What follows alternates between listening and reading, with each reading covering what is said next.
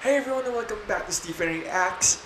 First things first, Happy New Year everyone. I know this week hasn't been the great first week that everybody wanted, but I think and I believe we still have the whole year to turn things around.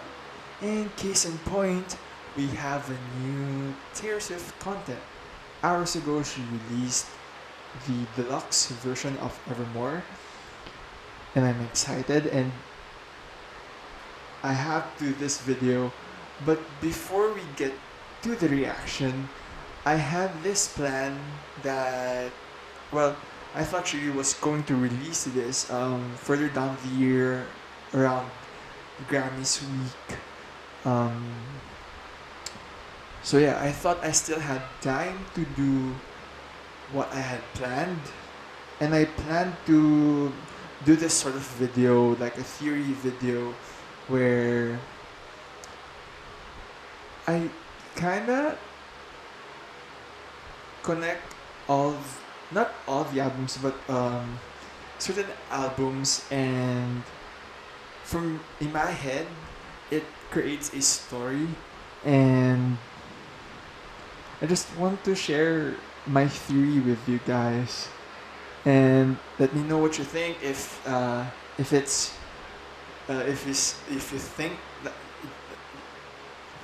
if you think that or if it's just me. So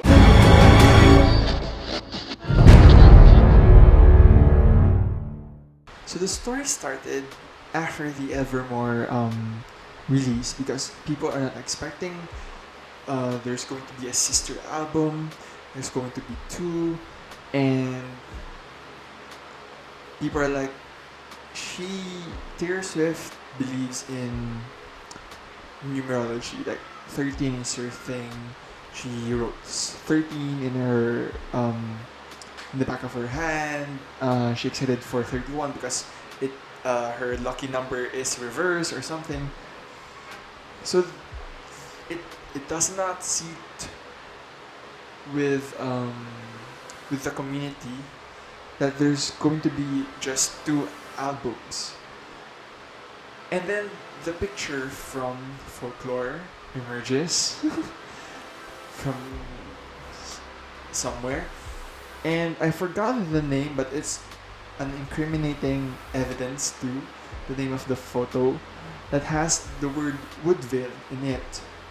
So this started um, the Easter egg hunting of the community, just to prove that there's going to be a trilogy that supposedly to be named as Woodville.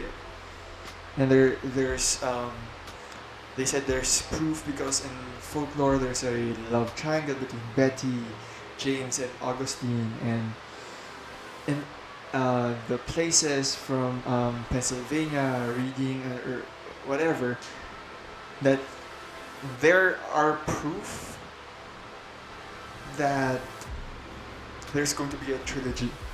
But when she came out for an interview with Jimmy Kimmel, if I'm not mistaken, she said that Woodville was a test title for folklore, because it has the same letters or whatever. When they rolled out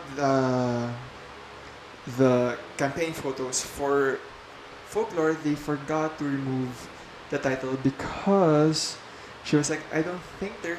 I don't.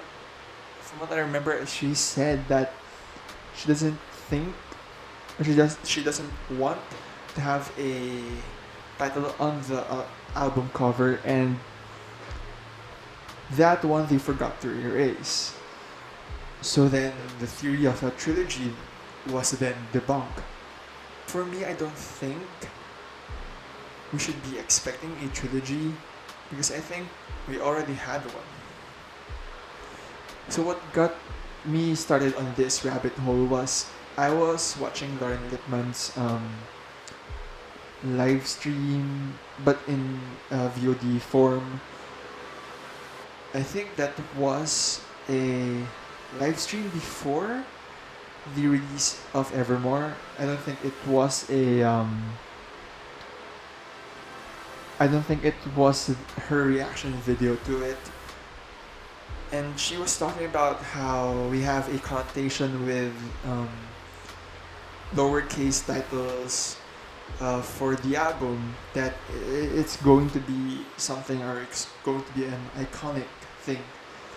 And that got me thinking, what if we already had that trilogy?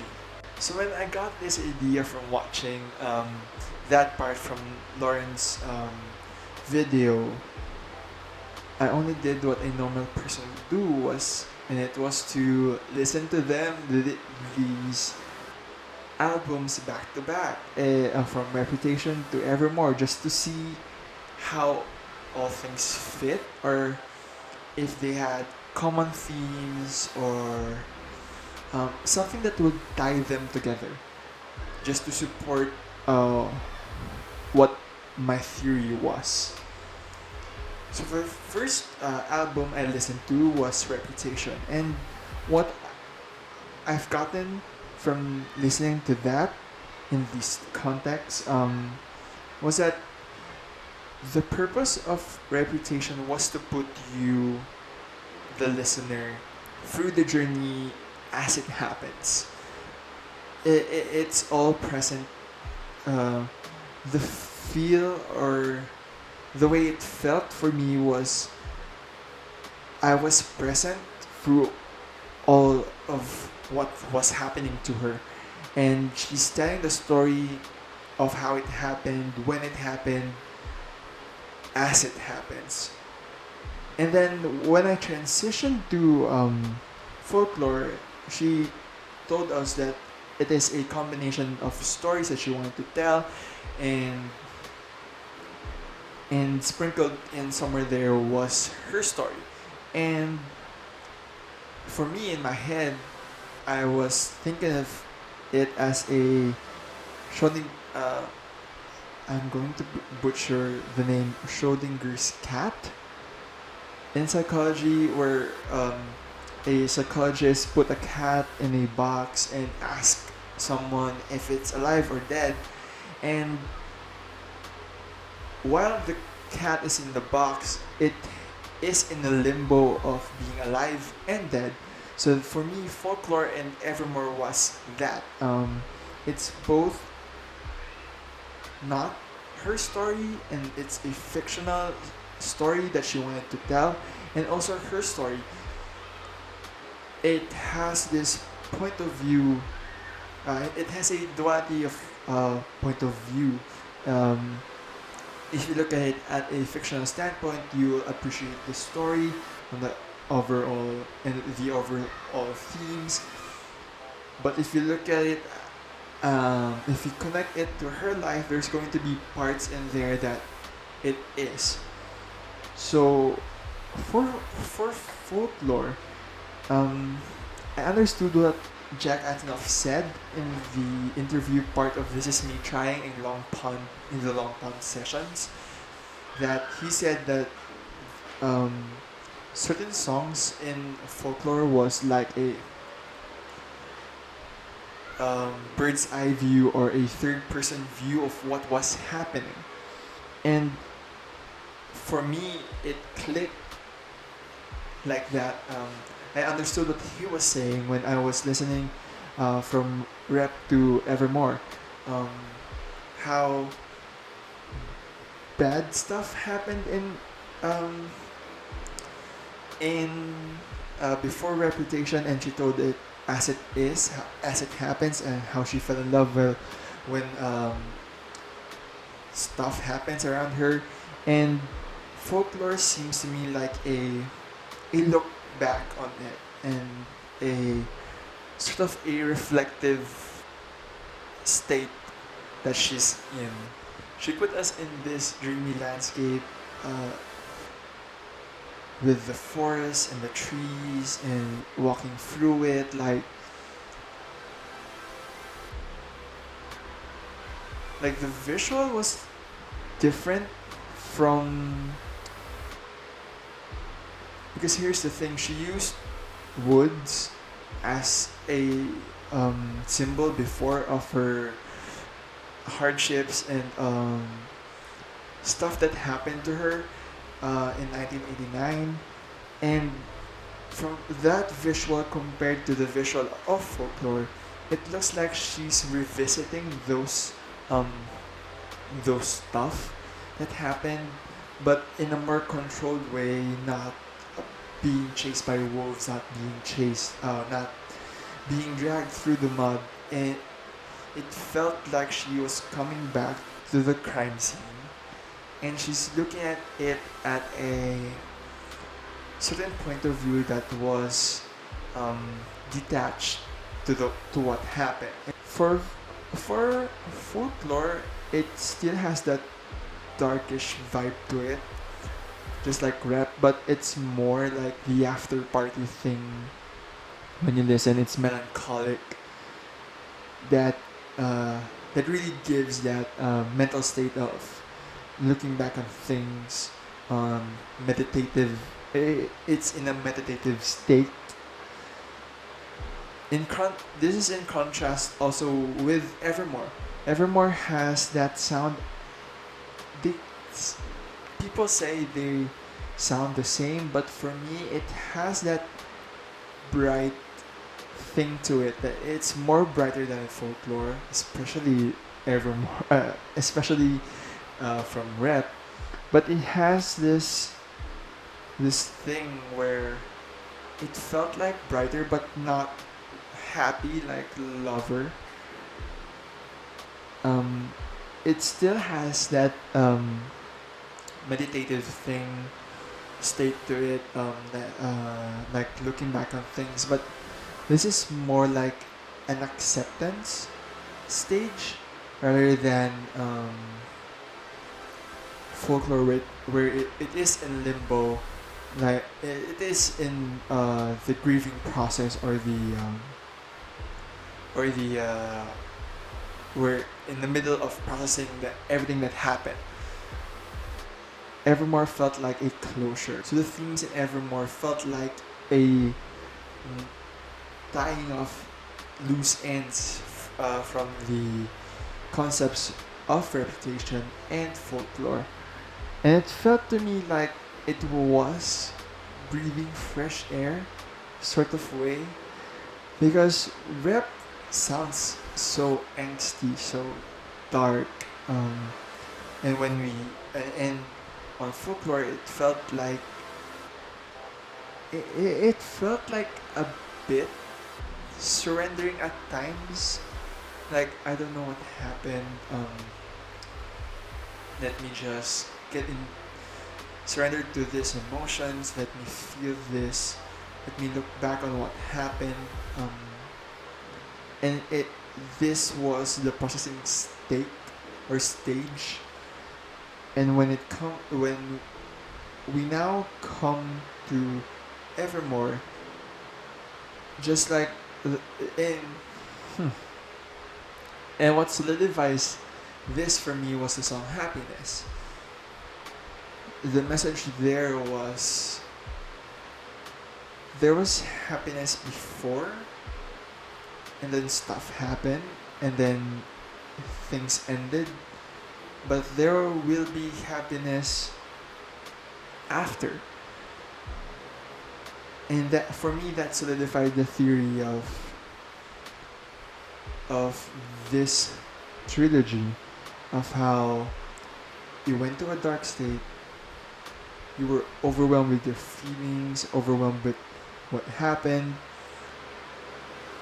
It was dark, but there was light to it too, and this contrasting events happen at the same time. It's overwhelming to a person to go through, and folklore felt like the person's processing what happened, and then we get to Evermore, and they're more or less accepted what happened and made peace with it, and it's time to move on. So now we get to the deluxe tracks, because the title tracks were the title of the tracks were Where You Left Me and It's Time to Go. And It's Time to Go being the last song was like for my brain was like, yes, you're going the right direction, because from a story uh, standpoint, putting that as the last song for the true ending. Side note, she referred to the deluxe. She referred to the deluxe track of Folklore as a true ending because standard edition Folklore ended with hoax, and it sounds not hopeful at all. It sounds dark. But she, when I think it was Apple Music interview with Zane Lowe, Zane Lowe. She told that putting the lakes as the last song was like a true ending for the for Folklore. That after everything she digested or processed place, a physical place with the person she loves. And for me, Folklore happened in her head while she was away from people, while she was at the lakes. So yeah, putting these two songs at as a deluxe track, it tells us that this is the true ending of the album, and what's going to be a true ending for this trilogy. And the last track is It's Time to Go. I haven't seen the screenshots of the lyrics, so I don't know what's in it. We're going to be reacting to it after this video, but I'm going to read the tweet that I made. So I said here, maybe this is truly an ending. Maybe when she killed her old self in Reputation, the new her wasn't fully fleshed out yet. Another reference to happiness. The new her wasn't realized yet, and she haven't met the new her. The albums Reputation, Folklore, and Evermore, I think they tell a story, a full story that is the process of getting over the bad things that happen. Reputation talks about the bad things that happened as it happened. Folklore was a look back or a processing, grieving state of in between, and Evermore was a sort of an acceptance theme, and Evermore will be the last of this story. And I think her next stuff that will come out, not the re-recorded stuff, but the next album, I think, will be the new her that she was looking for, or that she stated in Reputation, but in truth it hasn't happened yet. So yeah, that's the whole theory. I hope that you did follow it. I was just rambling and I did not write a script for that because I thought I had time, so now I'm rambling. So that's it for this this part of the video, and now we're going to be reacting to the Evermore Deluxe tracks.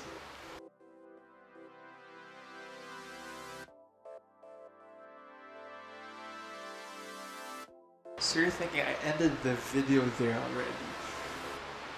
Why haven't I talked about Lover? Lover is in between Rep and Folklore and Evermore. where does Lover fit into this? If you would remember, there was a theory when Look What You Made Me Do came out. Remember that scene about with Taylor on a plane? She's wearing pink, and I think she's wearing pink with a pink suit with um, palm trees printed on it, and there was just quick scenes with her there where she was cutting the wings, and she painted Reputation on the side of the plane with pink spray paint, and on the end scene with all the Taylors from her Reputation was front and center. There was one at the back that was standing over her, the past versions of her, and looking like a confident person looking over her past life. And there was a theory there that the plane signifies an album before Reputation that should have gone out if things did not happen. Like she was grounding the flight or the debut of that album and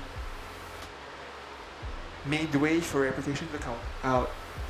And people connected this color of the suit, color of the spray paint to Lover with the light blue and pink aesthetic.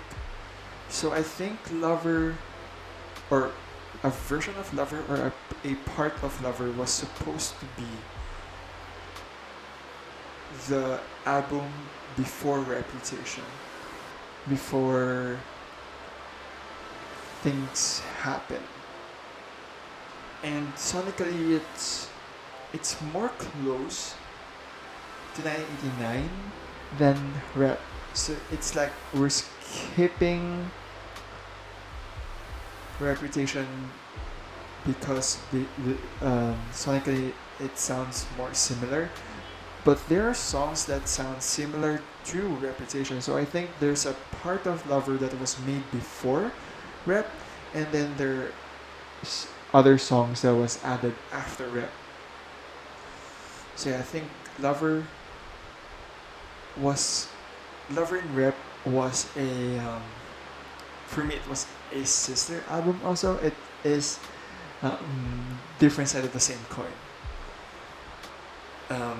The one talks about the dark stuff that happened when she was finding love, and the other one was all about love. So yeah, that's the whole theory about the last part of her albums released after 1989. And I hope you all like this. If you do, please press this like button there, and don't forget to subscribe. So I'm still doing the reaction later after this one. So if you want to see that, I'm going to link it somewhere. And if I've not posted this on the same day, please subscribe and hit that notification bell just so you know when the second part comes out. So yeah, that's all for this one, and till next time.